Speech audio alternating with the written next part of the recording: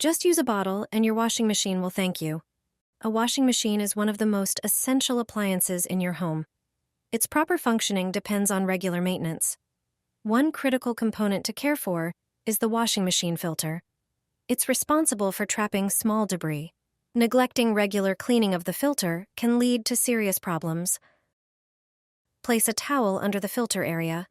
Take an empty plastic bottle, cut off the top part, then trim a section of the side to fit the opening of the washing machine where the filter is located.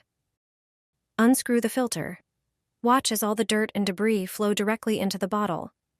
This is the moment you realize how easily your washing machine can get clogged if the filter isn't cleaned regularly. Once the filter is removed, place it in the sink. Clean it thoroughly with a brush to reach every crevice and remove all debris. Do the same for the filter opening. Pour water into the opening to rinse it. Then, put the cleaned filter back in place and screw it tightly.